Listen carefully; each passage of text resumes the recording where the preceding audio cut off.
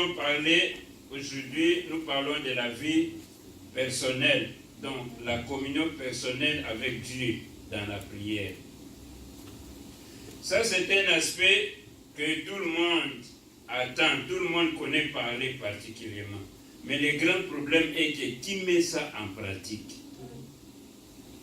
S'il faut vérifier, demander qui a une vie de prière, comment tu t'organises pour prier, je sais qu'il y aura plusieurs réponses. Et beaucoup me diront que j'entends, je sais, je comprends, mais s'il faut voir comment tu t'organises pour prier, c'est un problème, n'est-ce pas? Pourquoi? C'est très difficile. Il est très facile de voir que nous sommes chrétiens, nous prions, nous chantons, nous faisons ceci, nous faisons cela. Mais demande à chacun de nous dire lui-même comment est-ce qu'il s'organise individuellement pour prier. Il n'y en a pas. Dans notre texte, nous voyons Jésus-Christ à l'œuvre. On nous relate, on dit quoi? Le soir, on a amené auprès de lui, sur le coucher du soleil, beaucoup de malades et de démoniaques. On les a amenés pour qu'ils les guérissent. Les gens étaient rassemblés devant sa porte. Il a guéri, il a délivré, il a fait tout le nécessaire. Tout ce dont les gens voulaient voir, recevoir auprès de Jésus, ils les ont reçus. Le verset 35 nous marque, il dit quoi? Vers le matin, pendant qu'il faisait encore noir, il faisait encore, on dit, très sombre, il s'éleva et sortit pour aller prier dans un lieu désert. Nous pouvons dire que c'était de l'exploit, n'est-ce pas? Les malades étaient guéris, les démoniaques délivrés. Beaucoup de choses se sont passées. Mais le verset 35 nous dit, pendant qu'il faisait encore très sombre, Jésus-Christ s'est levé pour aller faire quoi? Il est allé faire quoi? Donc nous voyons que dans son exploit, dans tout ce qu'il faisait, dans toutes les manifestations de Dieu qui se faisaient, Jésus-Christ a accordé du temps à la prière. Il a pris son temps. Malgré les miracles, tout ce qui s'était passé, très tôt le matin, malgré la fatigue, on dit très tôt le matin, il faisait encore très sombre. Il s'est retiré, il est allé à côté pour prier. Nous voyons de l'importance qu'il attachait à la prière. La prière était pour lui une source pour s'énergiser. La prière pour lui était une source pour s'orienter. La Bible nous dit qu'il s'éleva très tôt pour aller prier. Parce qu'il attachait de l'importance à la prière. Il voyait que la prière, sa prière personnelle était très importante. Et aujourd'hui, tout accorde de l'importance à la vie de prière. Ta vie de prière est-elle organisée? La prière fortifie. Quand quelqu'un prie, quand il priait, il recevait l'orientation de Dieu. Il recevait la force nécessaire pour s'engager encore dans le ministère. Parce que la suite nous dit, il est allé prier. Avant, il a chassé les démons, il a guéri les malades. Il est allé prier. Et les autres sont allés à sa recherche. Ils l'ont trouvé. Après cela, il s'est mis encore en action. Il dit qu'il alla prêcher dans les synagogues et dans toute la Galilée. Après des exploits, il est allé prier. Et après avoir prié, il est allé encore, il s'est mis au travail. Donc nous voyons entre les deux étapes, la prière était au centre de tout. As-tu fait de la prière? As-tu placé la prière au centre de ta vie? C'est là où il a reçu de l'énergie nécessaire. C'est là où il s'est ressourcé auprès de Dieu. Mais Aujourd'hui, que faisons-nous? Toujours dans la vie de Jésus. Si nous lisons dans Luc 6, au verset 12, nous voyons encore comment il a pris son temps pour prier. Luc 6, 12.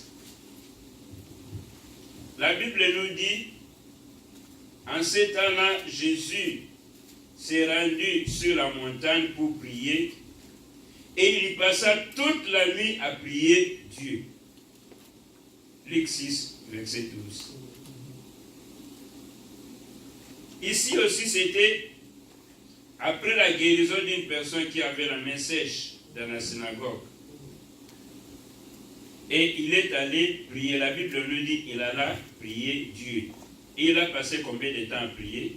Il passa toute la nuit. Jésus-Christ a passé combien de temps? Toute la nuit à prier. Ah, il savait ce qu'il attendait. Il savait ce qui était passé avant. Et il avait besoin de l'énergie. La Bible nous dit il passa toute la nuit à prier Dieu.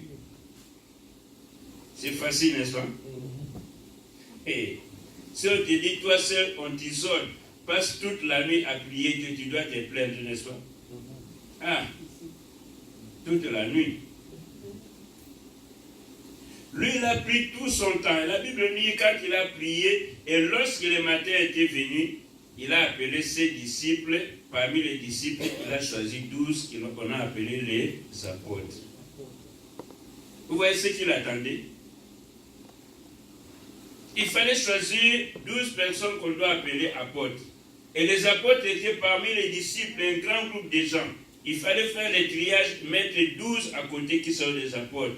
Disciple, c'est quelqu'un qui suit les enseignements des maîtres. Apôtres, maintenant, ce sont des envoyés. Donc, parmi ces disciples, ceux qui suivaient ces enseignements, ils devaient faire le triage pour avoir 12 qu'ils devaient envoyer. Et ce n'était pas une tâche facile. Il a pris tout son temps pour prier et il passa toute la nuit à prier Dieu. Et le matin étant venu, il est allé, il a pris tout son temps, il a prié et il a choisi les 12. Donc si nous disons que nous sommes vraiment chrétiens, nous sommes en communion avec Dieu, nous aimons Dieu, il nous faut prendre vraiment du temps de passer en communion avec Dieu. Nous voyons dans la Bible, si vous lisez dans le livre d'Exode 33, versets 12 à 17, là c'est Moïse qui parle à Dieu. Lui, Moïse, il parle à Dieu. Et qu'est-ce qu'il dit à Dieu? Il dit que toi, tu m'as choisi, tu m'as appelé, et tu m'as dit de diriger ce peuple. Et ceci, cela, ceci. La Bible nous dit qu'à la suite aussi, Dieu lui a répondu. Donc, quand tu es en communion avec Dieu, tu prends ton temps pour prier, pour l'invoquer. Dieu a aussi le temps de te répondre et de te parler. Alléluia. Amen. Parce que vous communiez, vous êtes en communion, vous êtes en contact. Donc le message entre vous doit passer. Parce que quand on dit que j'ai pris, là tu t'adresses à Dieu, n'est-ce pas? Dieu te voit, tu l'invoques. Seigneur, Dieu, ceci, voici Dieu, c'est ah, mais celui-ci m'invoque seulement. Bon, moi aussi je lui réponds.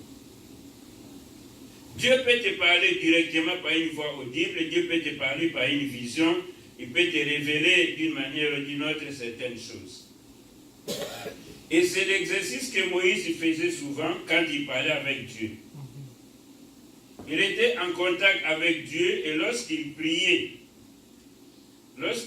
son Dieu, Dieu lui répondait souvent.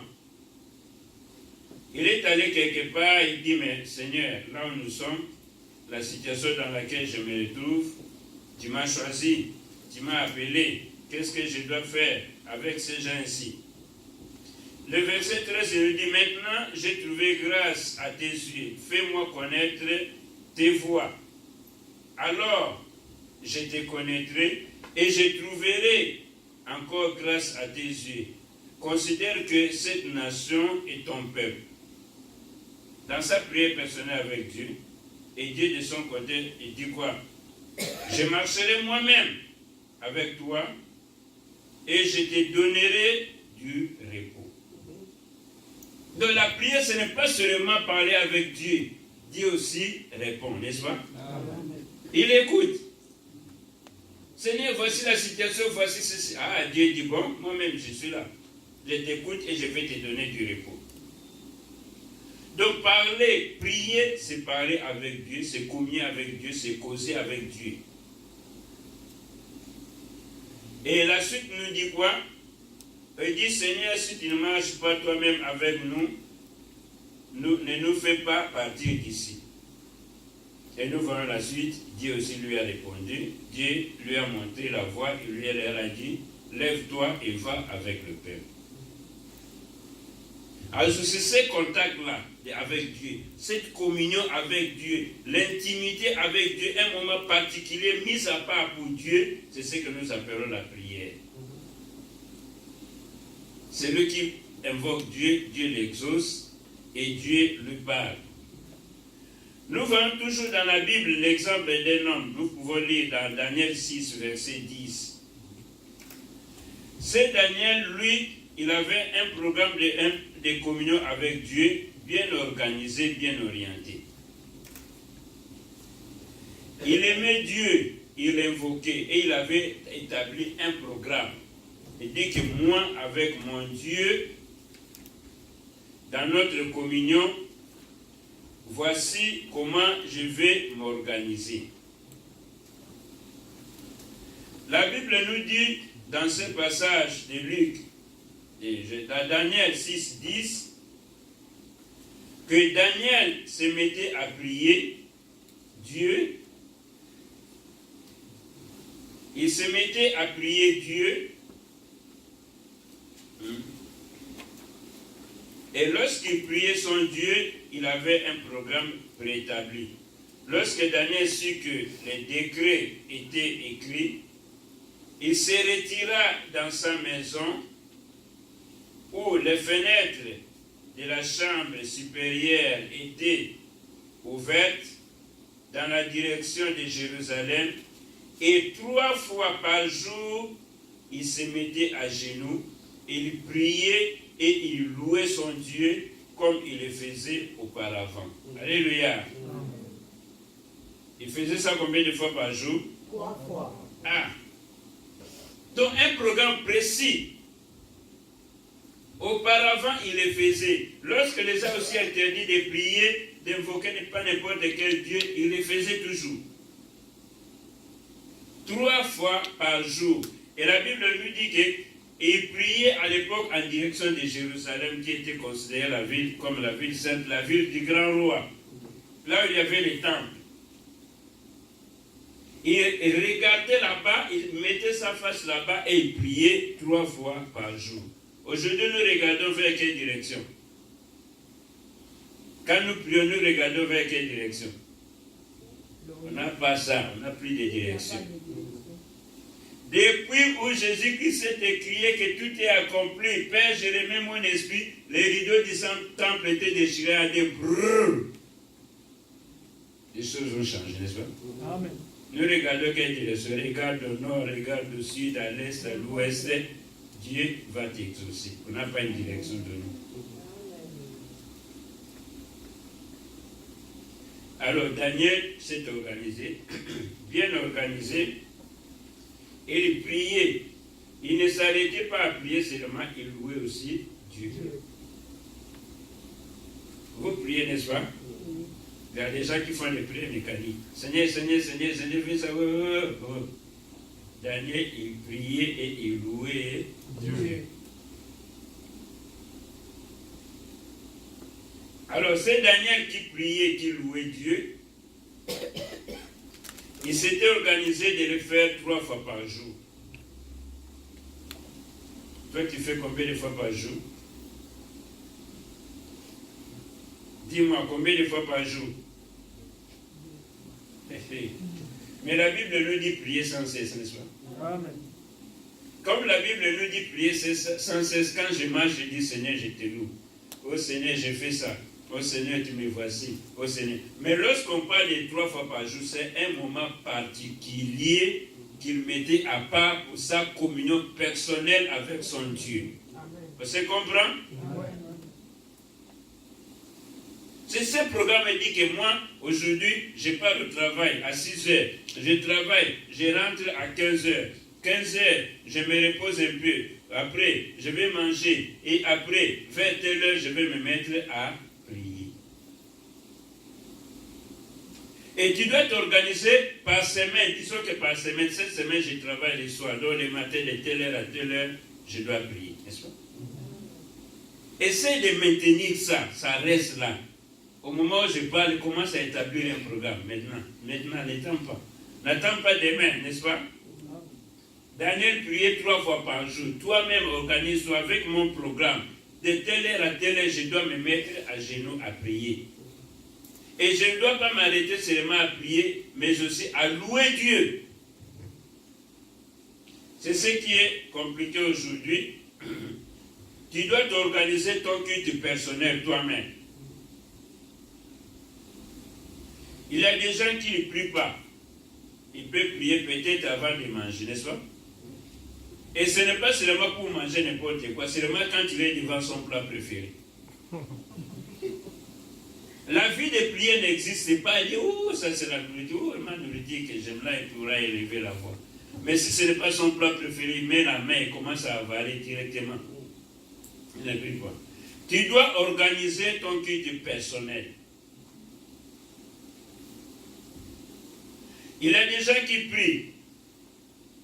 Ils n'ont pas un programme. Ils disent, c'est moi où je vais prier. Comme je vais dormir, l'autre avant de prier, il se couvre déjà. De la couverture, il est déjà dedans. Commence à dire, Seigneur, oh Seigneur, merci pour la journée. Merci parce que j'ai fait ça, j'ai fait ça. Vous savez la suite? C'est le ronflement. Ça continue. On a commencé par dire, Seigneur, merci.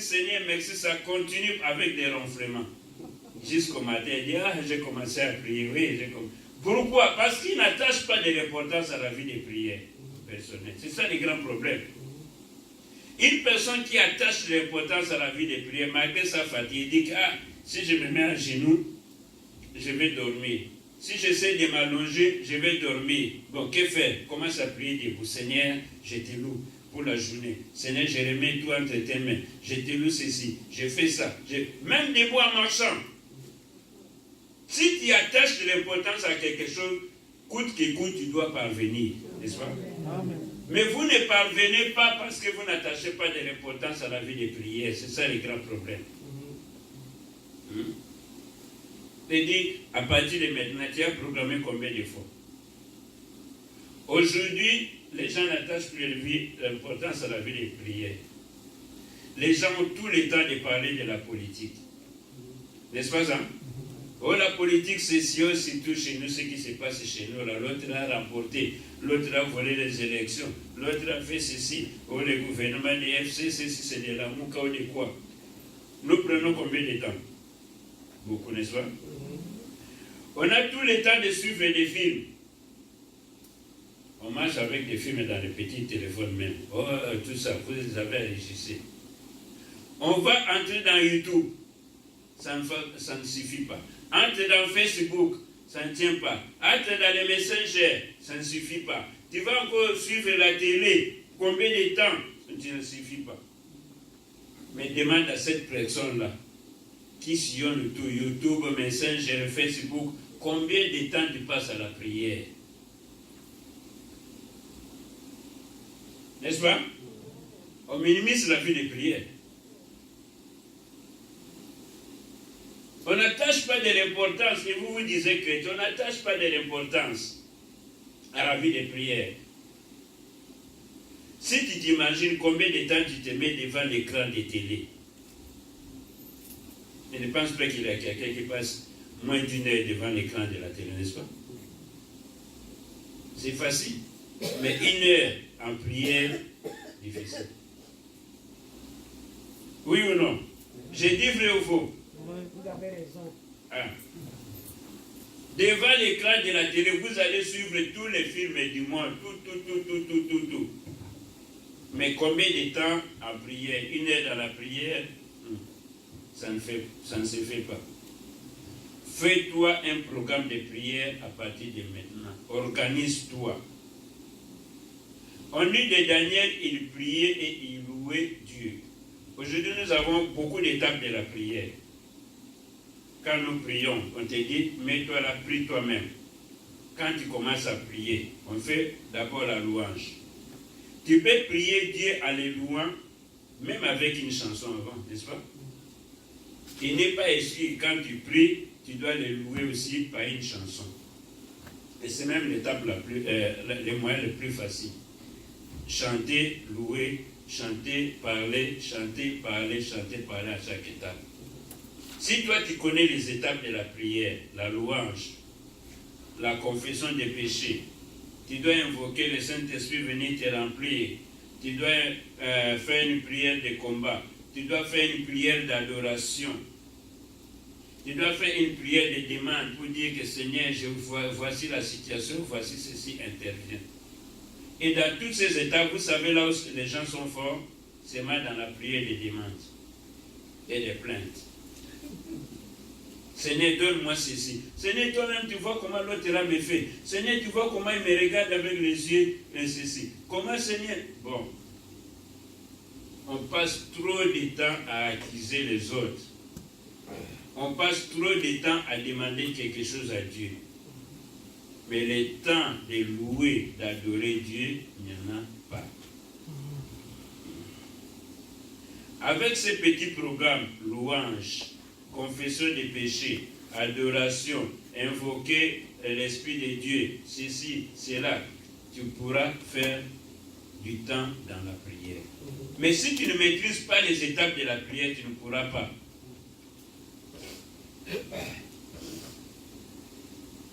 Dieu nous demande d'avoir un culte personnel.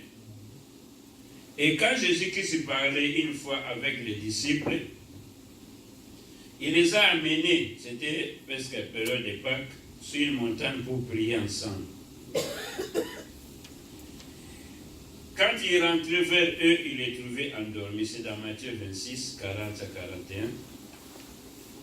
Il les trouvait endormis. Ils étaient en train de ronfler même. Il les a amenés avec lui. Il dit que, le verset, je vais dire 40 à 41. Il vint vers les disciples qu'il trouva endormis et il dit à Pierre, vous n'avez pas donc pu veiller 1 heure avec moi. Vous n'avez donc pas pu veiller 1 heure avec moi. Il demande combien d'heures? 1 heure avec moi. 1 heure avec moi.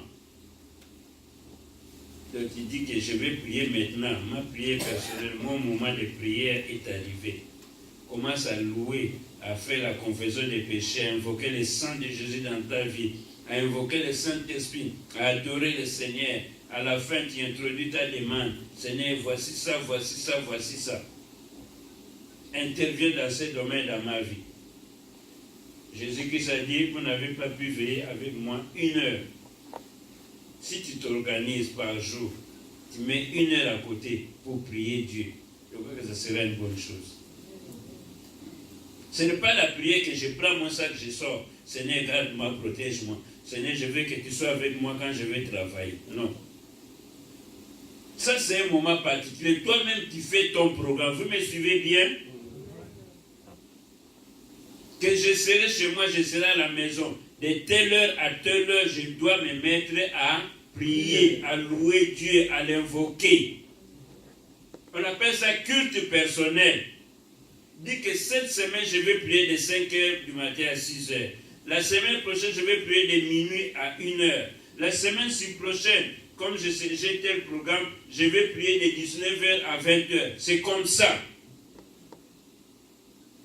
Et quand Jésus-Christ revient, il leur dit encore, veillez et priez afin que vous ne tombiez pas dans la tentation. Une personne qui prie il reçoit la force nécessaire pour vaincre la tentation.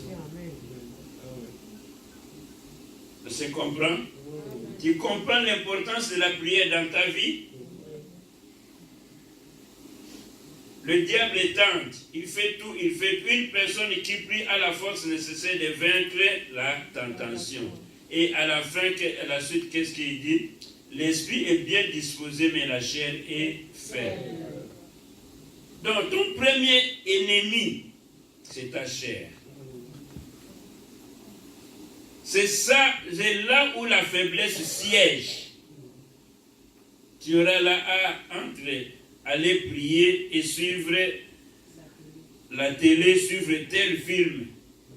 Ah non, à 20h c'est le film. Non, je reste d'abord, n'est-ce pas? Tu vas te retrouver que 20h est passé. Jusqu'à 22h, tu y es toujours. Après, la prière d'aujourd'hui, je vais faire ça demain. Demain, autre chose. La prière de demain, je vais renvoyer. Donc, il faut prier, avoir la force nécessaire de vaincre la faiblesse de la chair. Et nous avons beaucoup de choses. Jésus-Christ a dit, veillez, prier, demandez. Avec un bon programme de prière que tu pourras tracer, tu pourras bien marcher. Pour toi, chrétien, la prière doit être l'attitude d'abandon à Dieu. Dis à Dieu que je te fais confiance. Je m'abandonne à toi. Qu'est-ce que je dois faire? Je dois me mettre à prier. Il y a des gens qui s'inquiètent. Oh, cette semaine, je n'ai pas mangé telle viande, n'est-ce pas? Telle semaine, je n'ai pas mangé tel légume.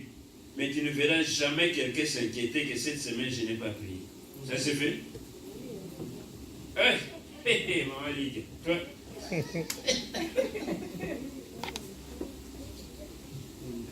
Donc, pour des choses éphémères, passagères, nous nous inquiétons, nous nous dérangeons.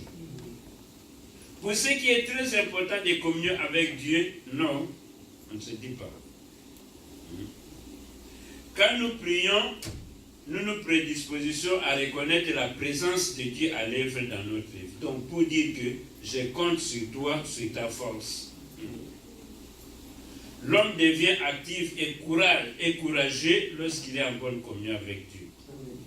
Et quand Jésus-Christ parlait dans Matthieu 6, verset 6, il dit, si pour prier, entre dans ta chambre, ferme la porte. Jésus-Christ parlait de la concentration que tu peux avoir dans ta vie de prière. Il y a des gens qui aiment prier, disent que je vais prier, mais son esprit divague partout, à gauche, à droite. Oui. Vous voyez seulement le corps qui est là. La personne n'est même pas là dans la prière. La prière nécessite la concentration, la communion avec Dieu. Et ici, tu veux prier, entre dans ta chambre, concentration personnelle. La prédisposition, une bonne prédisposition du cœur. Cet élan-là va te pousser à être en communion avec Dieu. Mais lorsque toi tu pries, tu penses là-bas en route, il avait ceci. Celle que j'ai vue là-bas m'avait dit ceci. Quand je suis passé, c'est comme ça. Vous verrez quelqu'un en train de prier, dit que Seigneur, Seigneur, Seigneur. Il ne dit rien. Seigneur, Seigneur, Seigneur, Seigneur. Pourquoi? Parce que ses pensées sont loin. Quand Jésus-Christ disait autrefois dans Matthieu 18, verset 19 à 20, il dit que si 2 ou 3 personnes s'assemblent à moi, nous me demandent quelque chose, je vais leur donner. N'est-ce pas? Là, il parlait de la prière d'ensemble. Alors, la prière d'ensemble telle que nous sommes peut être vraiment efficace si chacun de nous a une bonne communion personnelle avec Dieu. C'est ça le secret. Nous sommes aujourd'hui, nos cultes sont dépourvus de puissance. Nos réunions, il n'y a plus rien. Parce que les gens n'ont pas de vie de prière personnelle. Imagine que nous sommes là, tels que nous sommes, nous prions. Chacun de nous s'est réveillé aujourd'hui que nous avons culte de 10h à 12h30. Chacun de nous s'est réveillé à 5h pour commencer à prier, rien que remettre notre culte de ce matin entre les mains du Seigneur. Les sorciers qui viendront là seront frappés et même ils vont partir, n'est-ce pas? Ceux qui viennent envoûter là, eux-mêmes vont fuir. Nos églises aujourd'hui sont dépourvues de puissance. On met des rites, on met des quoi nécessaires et qui ne sont même pas nécessaires. C'est pourquoi les gens viennent posséder et rentrent posséder. Les gens viennent envoûter et rentrent envoûtés. D'autres même viennent envoûter les gens dans le lieu de culte. Pourquoi? Nous avons privilégié des cérémonies inutiles. L'église est dépourvue de puissance.